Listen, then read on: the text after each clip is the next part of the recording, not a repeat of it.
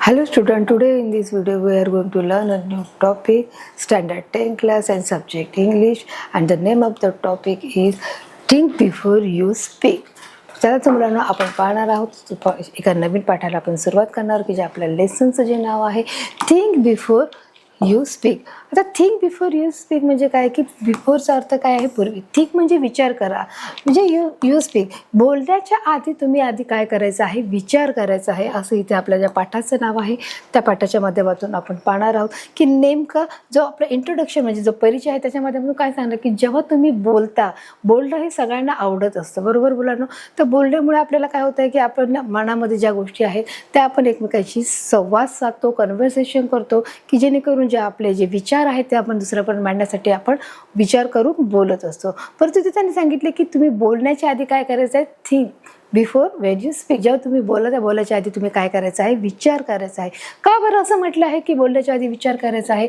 बघितलं की in this lesson we will learn how important it is to listen more and talk less. की ह्या पाठामध्ये तुम्हाला का सांगितलं आहे की वी विल लर्न, की आपण बघणार आहोत की का तुम्हाला की अधिक ऐकायचं आहे आणि कमी बोलायचं आहे, असं का सांगितलं आहे. तर लहान जी मुलं असतात बघा ती नेहमी बडबड करत असतात, परंतु असं न करता बघा जी मोठी माणसं असतात ती काय करत असतात, ती ऐकत असतात परंतु ते कमी बोलतात. पण जी लहान मुलं आहेत ती नेहमी बडबड करतात. परंतु त्यांनी इथे सांगितलं की in this video we will learn, आपण शिकणार आहोत. त्यांनी सांगितले तुम्ही आणि मी आपण दोघंही मिळून शिकणार हाऊ इम्पॉर्टंट, की किती महत्त्वाचं आहे.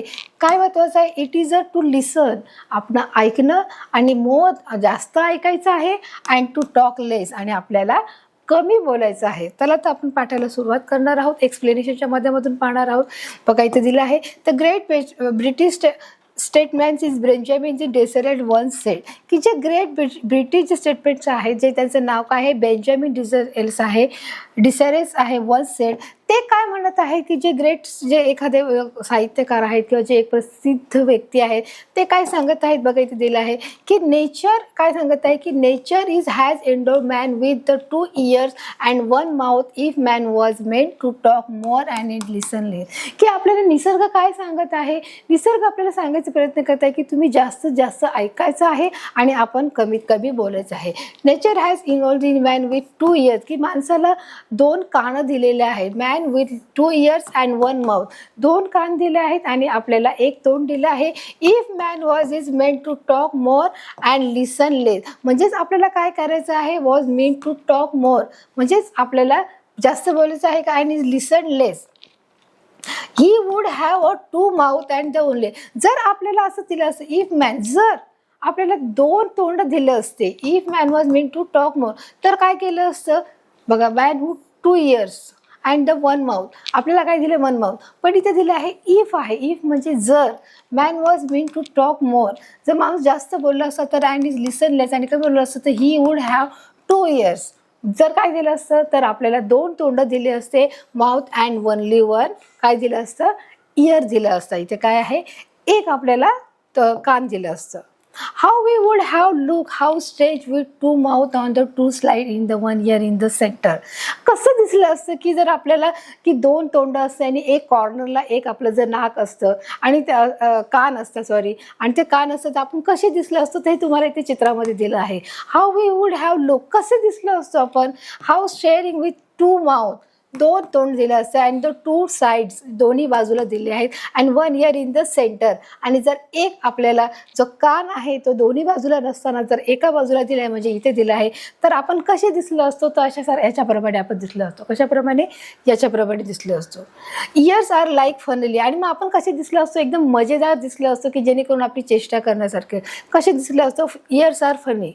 Open all the time ears if you want to speak that and word has to pass through 2 walls. तर ज्याप्रमाणे की जेव्हा ओपन ऑल द टाइम्स वेळ की सदैव ते जे गेट आहे आपलं बोलण्याचं ते काय झालं असं उघडं राहिलं असतं. If you want to speak, जेव्हा तुम्हाला बोलायचं असतं, word has to pass through 2 walls, आणि 2 होलमधून ते प्रवेश केलं असतं. 2 फेस म्हणजे जसं जे 2 कुंपण आहेत त्यांच्यामधून त्यांनी आतमध्ये प्रवेश केला असता.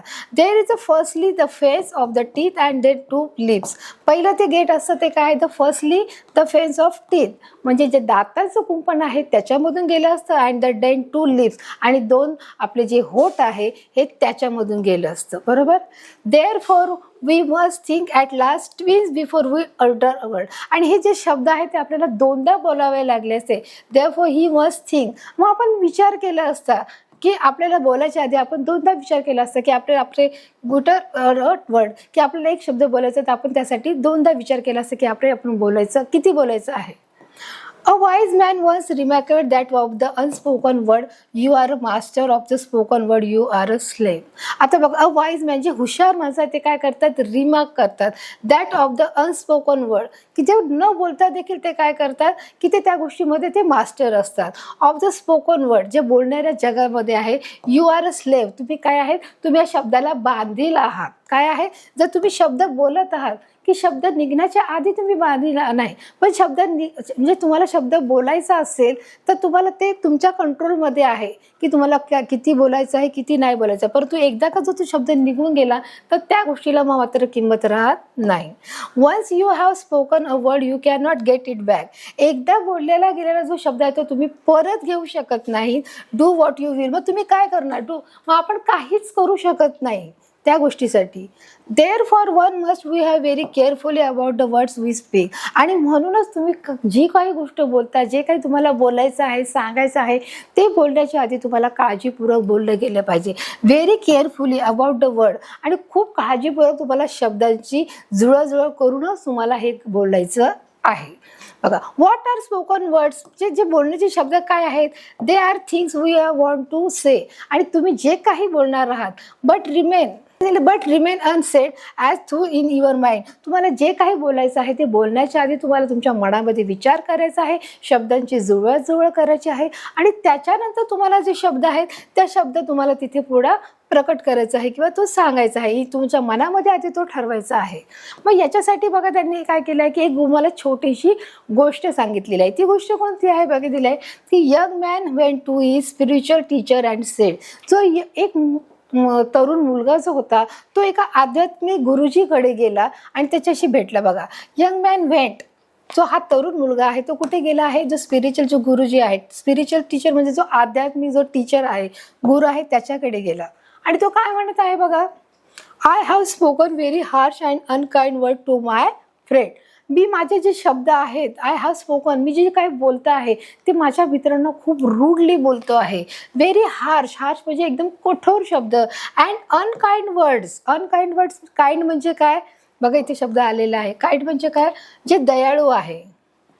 काइंड म्हणजे दयाळू, पण अनकाइंड म्हणजे काय की दयाळूपणा नसलेला. म्हणजे मी खूप कठीण शब्द बोलतो, खूप कठोर शब्द बोलतो, आणि बिलकुल म्हणजे मी बोलताना कोणत्याच गोष्टीचा मी विचार करत नाही. एकदम त्याचप्रमाणे एकदम मोठ्या गोष्टीमध्ये किंवा आपण त्याला वाईट वाटेल अशा गोष्टीमध्ये बोलतो. दयाळू अजेपणा दाखवत नाही, असे अनदयाळूपणाचे जे शब्द बोलतो टू माय फ्रेंड्स. आणि मी माझ्या मित्राला काय करतो आहे, दुखवत आहे. And he is deeply heart, आणि ते काय होत आहे, खूप खोलवरती दुखावत आहे. डीपली हार्ट इथे शब्द बघा आले आहे.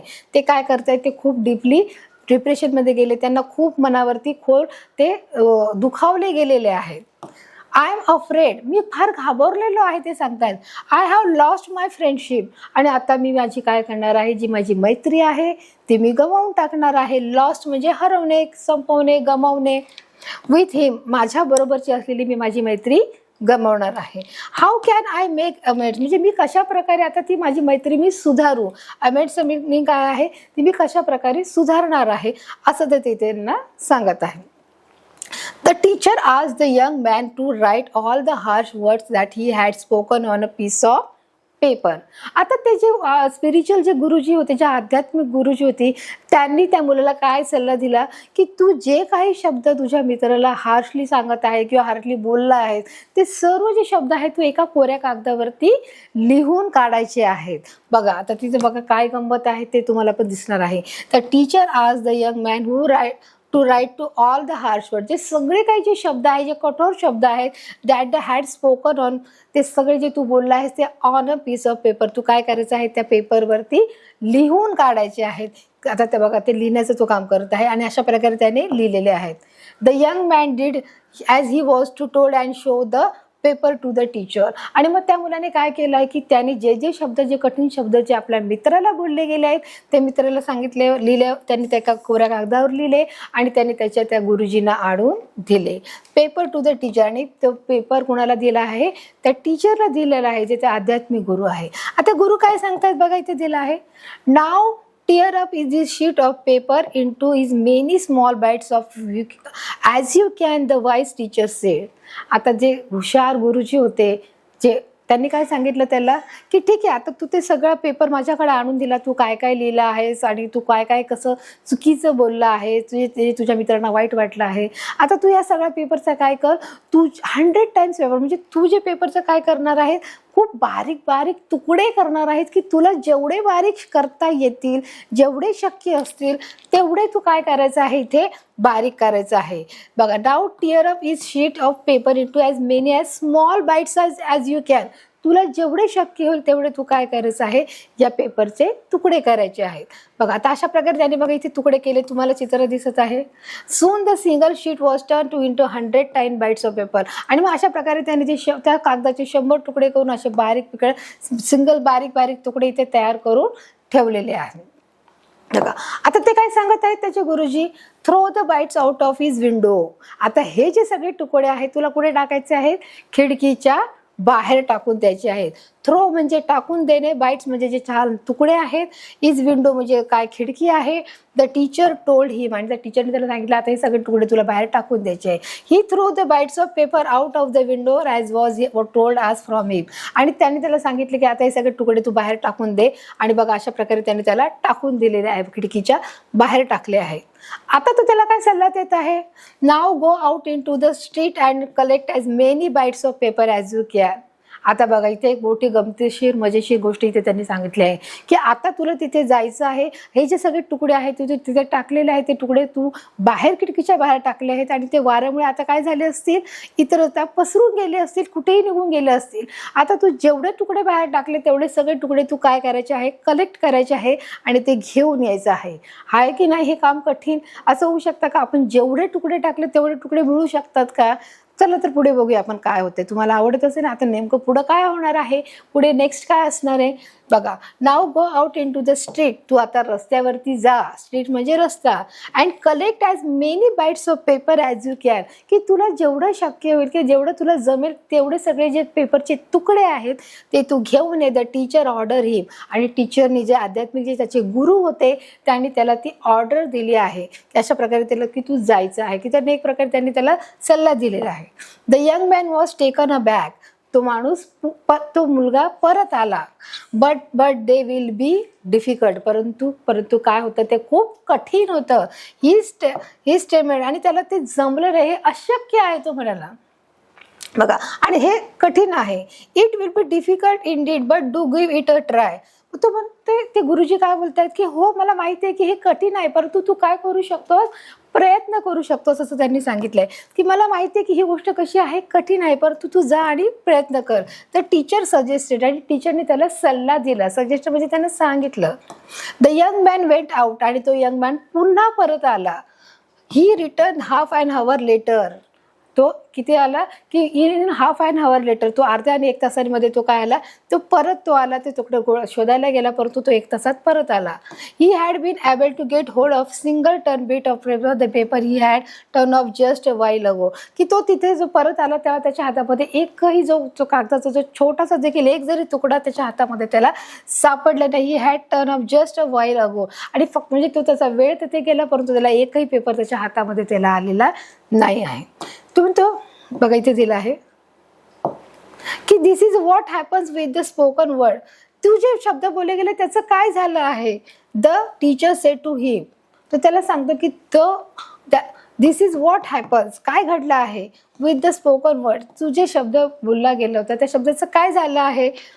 बघा, once you have spoken the words aloud it is a very difficult to take them back. आणि म्हणून तर त्याला सांगत आहे, काय सांगत आहे की वन्स यू हॅव स्पोकन, एकदा का तू शब्द बोललास, you have spoken the words, एकदा का तू शब्द ते मोठ्याने बोललास, it is a very difficult to take them back. आणि ते फारच कठीण आहे की ते पुन्हा ते रिटर्न घेणं हे फार कठीण आहे, फार मुश्किल आहे, ते आता परत घेतलं जाऊ शकत नाही आहे, त्यांनी सांगितले. Therefore learn to think before you speak in अँगर. आणि म्हणूनच म्हणजे काय सांगत आहे की लर्न टू थिंक, की आपल्याला शिकायचं आहे की विचार करण्याच्या आधी, आपल्याला बोलण्याच्या आधी आपल्याला काय करायचं आहे, विचार करायचा आहे. की आपलं रागवण्याआधी आपल्याला काय करायचं आहे, विचार करायचा आहे. आणि मग आपल्याला शिकता आलं पाहिजे की आपण काय बोलतोय, काय नाही बोलतोय, की कोणते शब्द बोलायला पाहिजे. आपण रागवण्याच्या आधी किंवा बोलण्याच्या आधी आपल्याला शिकता जमायला पाहिजे की आपण कोणते शब्दाची जोडाजोडी करायची, कोणते शब्द बोलायचे आहेत, कोणते नाही बोलायचे आहेत, याचा आपण विचार करणं गरजेचं आहे. तर अशा प्रकारे मुलांनो, ही जी सुंदरशी जो एक पाठ आहे, आपण देखील या गोष्टीमध्ये शिकलो आहोत की ज्या आपण फॉर्मली ज्या गोष्टी बोलतो त्या आपण सहज बोलून जातो, परंतु त्या बोलण्यामागे जो आपला जो हेतू आहे तो कदाचित समोरच्याला दुखवण्याचा नसेल, पण तरी पण देखील अविचाराने किंवा एखाद्या वेळेस बाय मिस्टेकली देखील आपण आपल्या मित्राला हर्ट करू शकतो. मग त्यावर आपल्याला कंट्रोल असणं गरजेचं आहे. आपलं बोलणं हे फार थोडक्यात असणं गरजेचं आहे. एखाद्याला हर्ट होत आहे का याची देखील आपण वेळोवेळी काळजी घेणं गरजेचं आहे.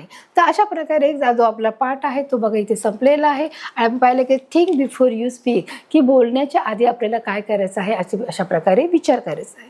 तर अशा प्रकारे जो आपला समरी आहे त्या समरीच्या माध्यमातून आपण काय पाहणार आहोत की we learn the importance of how to use the spoken word we are with the friend, की आपण आपल्या ज्या मित्राबरोबर असतो त्या मित्राबरोबर असताना आपण कशा प्रकारे जे आपलं बोलणं चालणं असले ते आपण विचार करण्याच्या आधी आपण कशा प्रकारे विचार केला पाहिजे आणि मग बोललं पाहिजे याचा विचार करणं गरजेचं आहे.